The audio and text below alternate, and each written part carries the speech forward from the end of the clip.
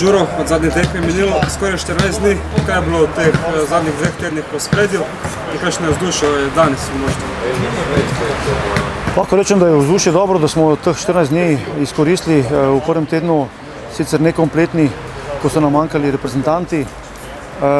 V drugem tednu smo se skompletirali, nažalost nismo zopet odigrali tekme, kajti nismo mogli dobiti primernega nasprotnika oziroma nam je tudi odpadla zopet zaradi koronskega primera. Tako da smo ostali brez te pripravljalne tekme, ampak moram pohvaliti fante, da smo v vsem tem času, posebej v tem drugem tednu, z pravo energijo oddelali vse, kar smo predvideli po planu in absolutno gremo optimistično v naslednjo tekmo. Pred nami je zahtevna tekma v Celju. Kako se bo potrebno lotiti teh državnih prvakov? Mislim, vsi poznamo način igre, ki ga goji Celje.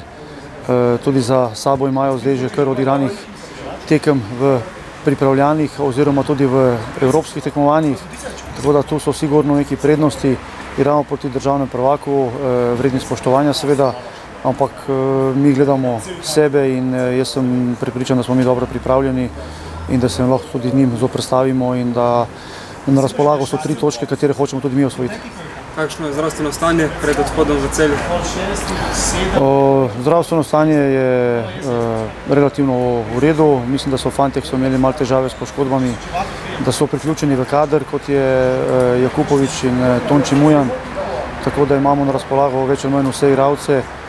Edino Kajta ni, kajti se je šele 2 dni pred tekmo vrnil iz reprezentance.